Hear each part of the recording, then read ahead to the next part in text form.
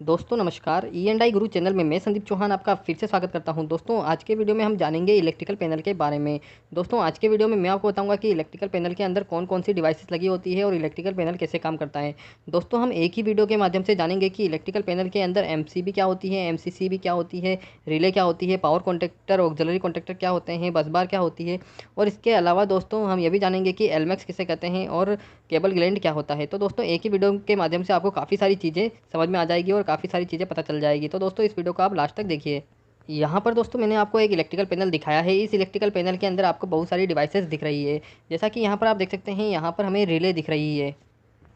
इसे हम रिले कहते हैं। रिले जो होती है वह हमारे सर्किट को प्रोटेक्ट करने के काम आती है। रिले हमारे सर्किट के अंदर जो मोटर्स लगी होती है, जो ड्राइव्स लगी होती है, उसके लिए लगाई जाती है। रिले कई टाइप्स की हो सकती है, जैसा कि micro processor based relay, overload relay, thermal overload relay. तो इस तरह की काफ़ी सारी रिले हो सकती है। तो यहाँ पर सीमेंस की थर्मल ओवरलोड रिले का यूज किया गया है।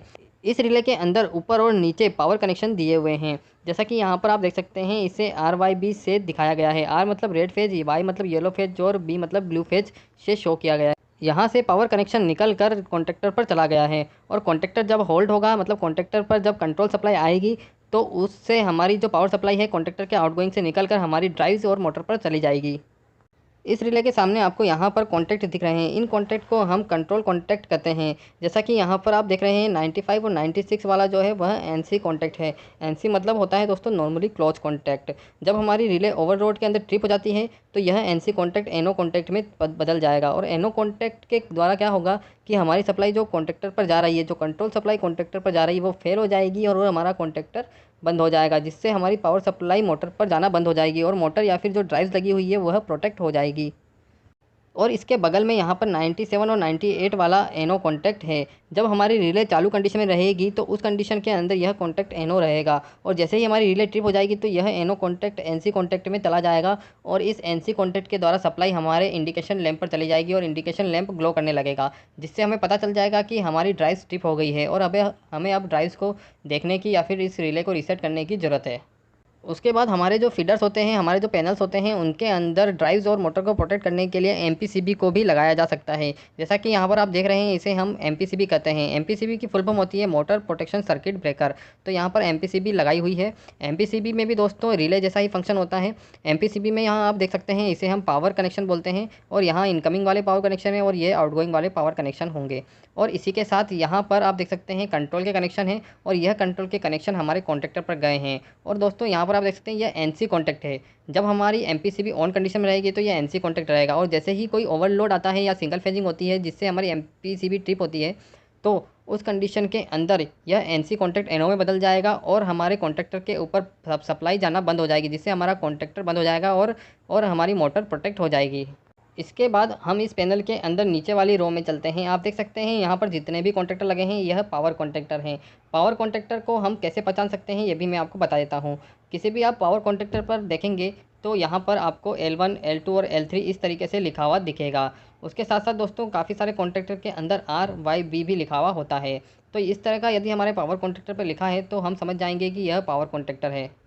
अब इस पावर कॉन्टैक्टर पे यहाँ पर आप देख सकते हैं, इसे हम पावर वायरिंग कहते हैं। पावर वायरिंग इसलिए कहते हैं दोस्तों, इसके द्वारा हम किसी मोटर को या फिर किसी ड्राइव्स को कंट्रोल करते हैं। उसके साथ साथ दोस्तों जो बड़े वाले कॉन्टैक्टर होते हैं उनके साइड में ऑक्सिलरी कॉन्टैक्ट होता है, और जो छोटे कॉन्टैक्टर होते हैं उनके सामने ऑक्सिलरी कॉन्टैक्ट होता है। यहाँ पर आप देख सकते हैं जो बड़े वाले कॉन्टैक्टर हैं उनके साइड में एनो और एनसी वाले ऑक्सिलरी कॉन्टैक्ट दिए हुए हैं, और इसी प्रकार जो छोटे वाले कॉन्टैक्टर हैं उनके जस्ट सामने एनो एनसी कॉन्टैक्ट दिए हुए हैं। इन ऑक्सिलरी कॉन्टैक्ट पर कंट्रोल वायरिंग के कनेक्शन होते हैं, जिसके द्वारा हम कॉन्टैक्टर के अंदर इंटरलॉकिंग डालते हैं और कॉन्टैक्टर की होल्डिंग भी इन्हीं कॉन्टैक्ट के द्वारा देते हैं। अब इस कॉन्टैक्टर के पीछे आप देख सकते हैं, यहाँ पर A1 और A2 लिखा हुआ है। जैसा कि हमारे जो कॉन्टैक्टर होते हैं उनके अंदर एक कोयल होती है और कोयल के द्वारा ही कॉन्टैक्टर होल्ड और डीहोल्ड होते हैं। तो उस कोयल की सप्लाई यहाँ A1 और A2 पर दी जाती है।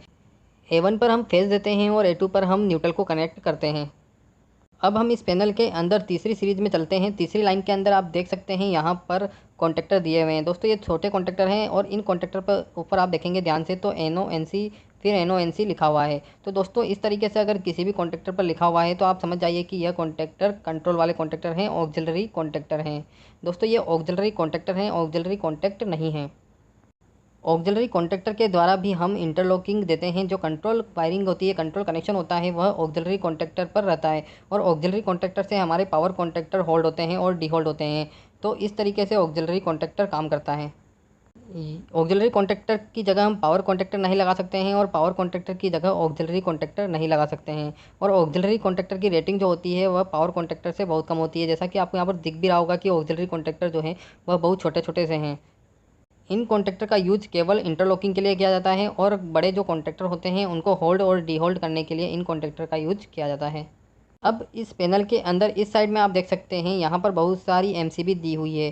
दोस्तों हमारे जितने भी पैनल होते हैं, जितने भी फीडर्स होते हैं, सबके अंदर जो कंट्रोल सप्लाई आती है वह एक MCB के द्वारा आती है। दोस्तों हमारे जो फीडर्स होते हैं उनके अंदर 2 MCB का यूज किया जाता है। यहाँ पर कंट्रोल सप्लाई 2-3 जगह से आ रही है और 2-3 काम के लिए है, तो इसके लिए यहाँ पर बहुत सारी MCB का यूज किया हुआ है।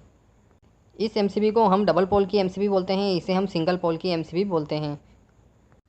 यहाँ पर दोस्तों एक पावर कॉन्टैक्टर लगा है। यह power contactor main incoming supply के अंदर लगाया गया है। एडिशनल प्रोटेक्शन के लिए हमने ये पावर कॉन्टैक्टर लगाया है।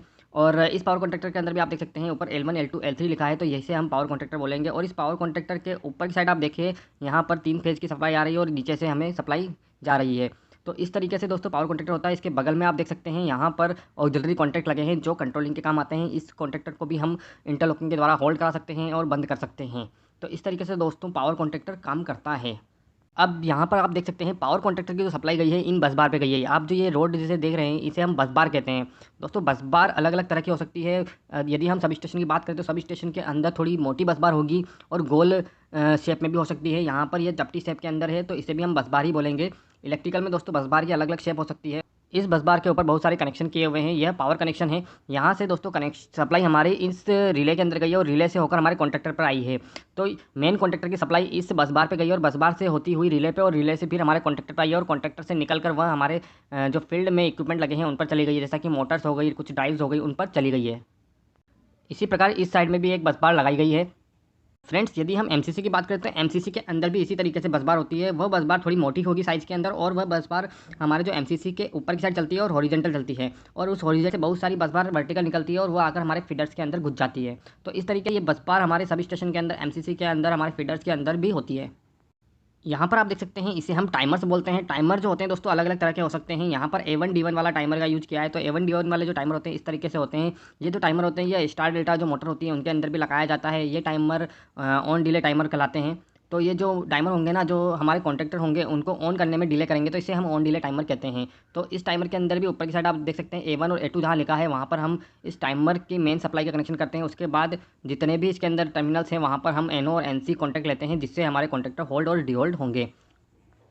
तो आजकल हमारे जितने भी फीडर्स आते हैं, फीडर्स के अंदर भी टाइमर का यूज़ होता है और वहाँ पर टाइमर कुछ अलग हो सकते हैं। सीमेंस के टाइमर अलग होते हैं, अलग अलग मेक के टाइमर अलग हो सकते हैं, लेकिन टाइमर की जो फंक्शन है सब सेम सा होता है। और टाइमर के बारे में दोस्तों मैंने अलग से भी बताया है और इस वीडियो के अंदर मैंने जितनी भी चीज़ें बताई हैं उनके बारे में मैंने अलग अलग सबके बारे में बताया है। सबको मैंने डिसमेंटल करके भी, तो आप मेरे चैनल पर जाएंगे और अलग अलग वीडियो देखेंगे तो आपको बहुत सारी चीज़ें देखने को और भी मिल सकती है। अब इस पैनल के अंदर हम और नीचे की तरफ बढ़ते हैं। यहाँ पर आप देख सकते हैं इसके अंदर बहुत सारे एलमेक्स दिए गए हैं।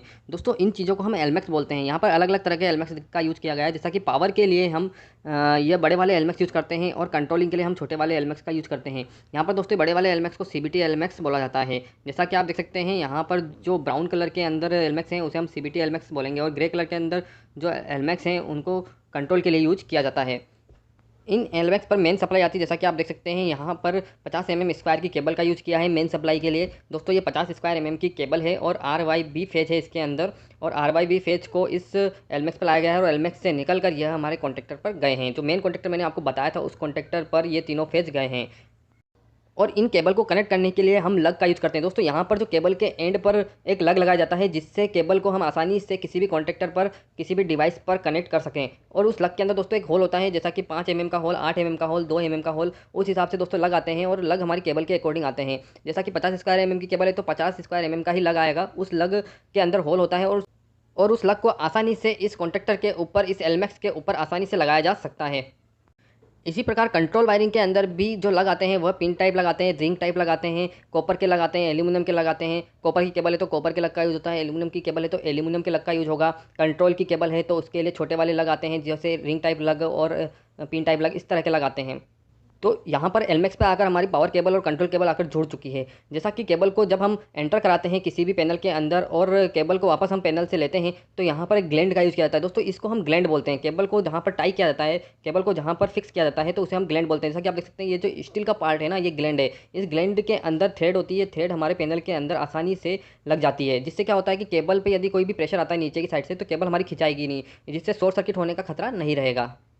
ये ग्लैंड भी अलग अलग साइज़ के आते हैं दोस्तों, इस पर मैंने अलग से वीडियो भी बनाया है और इसका वीडियो देखकर भी आप पता कर सकते हैं कि ग्लैंड क्या क्या होते हैं, ग्लैंड कैसे काम करते हैं और ग्लैंड की साइज़ क्या होती है।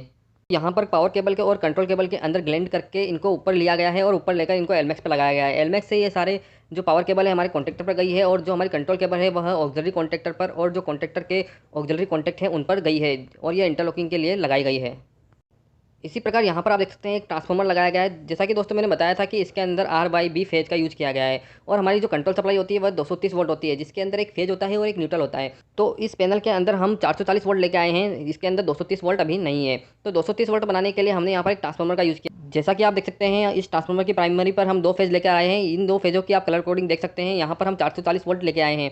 इस 440 वोल्ट को यह ट्रांसफार्मर 230 वोल्ट में कन्वर्ट कर रहा है। यह ट्रांसफार्मर हमें एक तरफ से फेज देगा और एक तरफ से न्यूट्रल देगा। तो यहाँ पर जो सेकेंडरी है, सेकेंडरी में हमें न्यूट्रल मिल जाएगा।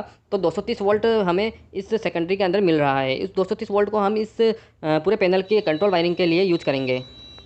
और दोस्तों कंट्रोल वायरिंग के अंदर हम फेरुलिंग का यूज़ करते हैं। फेरुलिंग जो होती है, जैसा कि आप देख सकते हैं इन सभी के ऊपर एक नंबरिंग लिखी हुई है। ये केबल कहाँ से गई है, कहाँ से आई है, इन सब का हम एक नंबर डिसाइड करते हैं। उस नंबर के अकॉर्डिंग इस केबल को डाला जाता है ताकि हम कभी भी इन केबल को ट्रेस करें तो आसानी से मिल जाए। हमारी जो ड्राइंग्स होती है, ड्राइंग के अंदर भी इसी तरीके से फेरुलिंग के अकॉर्डिंग ही ड्राइंग के अंदर सिंगल लाइन डायग्राम बना होता है ताकि हम आसानी से इस केबल को आसानी से ट्रेस कर सकें और फॉल्ट को आसानी से फाइंड कर सकें।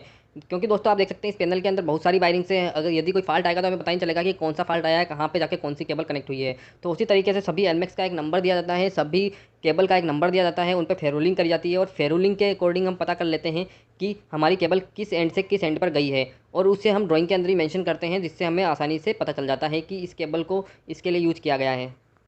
उसके बाद दोस्तों यहाँ पर जो मैंने आपको बस बार बताई थी, बस बार के पीछे आप देखेंगे तो रेड रेड कलर के कुछ डिवाइस लगी है। तो दोस्तों इसको हम इंसुलेटर बोलते हैं। इंसुलेटर यहाँ पर जैसे छोटी बस बार है तो छोटे इंसुलेटर यूज हुए हैं, यदि हमारी बस बार थोड़ी बड़ी होगी तो बड़े इंसुलेटर यूज होंगे। यदि स्विच यार्ड है तो स्विच यार्ड में आप देखेंगे तो बड़े बड़े इंसुलेटर यूज होते हैं, पोर्सेलिन वाले इंसुलेटर यूज होते हैं। और जो हमारी केबल्स आती है, जो स्विच यार्ड के अंदर टावर से केबल आती है, उसके अंदर अलग तरह के suspension type, ring type insulator का यूज़ किया जाता है। तो दोस्तों अलग अलग जगह के लिए अलग अलग इंसुलेटर का यूज़ किया जाता है। लेकिन यहाँ पर हम एक छोटे से पैनल की बात कर रहे हैं तो छोटे से पैनल में यह छोटे वाले इंसुलेटर का यूज़ किया गया, ये इस पैनल के लिए सफिशिएंट है। दोस्तों इस पैनल के नीचे की साइड आप देखेंगे तो यहाँ पर एक और बस बार का यूज़ किया गया है और इस बस बार के ऊपर ग्रीन कलर के वायर आकर कनेक्ट हुए हैं और इस बस बार को इस पैनल के साथ कनेक्ट किया गया है, जैसा कि यहाँ पर आप देख सकते हैं। तो दोस्तों ये जो बस बार है यह अर्थ वाली बस बार है, मतलब हमारी जो अर्थिंग है वह यहाँ पर आई है और अर्थिंग को पूरे पैनल के अंदर अलग अलग जगह पर ले जाया गया है। हमारे सब स्टेशन के अंदर जितने भी इक्विपमेंट होते हैं उन सभी पर डबल अर्थिंग करी जाती है। जैसा कि यहाँ पर आप देख सकते हैं इन पे भी डबल अर्थिंग करी गई है। डबल अर्थिंग का पर्पज़ यह होता है कि यदि हमारी एक अर्थिंग भी इक्विपमेंट से निकल जाए तो दूसरी अर्थिंग उस इक्विपमेंट पे कनेक्ट रहे। फ्रेंड्स उम्मीद है कि इस वीडियो के माध्यम से आपको काफ़ी सारी चीज़ें क्लियर हो गई होगी। जो दोस्तों अभी तक किसी भी वीडियो के अंदर नहीं बताई गई है वह चीज़ें मैंने आपको इस वीडियो के अंदर बता दिया है और काफ़ी सारी चीज़ें बता दी है। तो यहाँ पर जो भी इक्विपमेंट यूज हुए हैं, जो भी डिवाइसेज यूज हुई है, उन सभी का यूज हमारे फीडर को बनाने के अंदर, हमारे डोल स्टार्टर के अंदर, स्टार डेल्टा के अंदर और जितने भी स्टार्टर्स होते हैं, जितने भी इक्विपमेंट होते हैं, सभी के अंदर इन सभी चीज़ों का ही यूज होता है। तो दोस्तों उम्मीद है कि इस वीडियो को आप ज़रूर शेयर करेंगे ताकि सभी को इसका फ़ायदा हो सके। Thank you friends, thank you so much for watching my video. Thank you so much.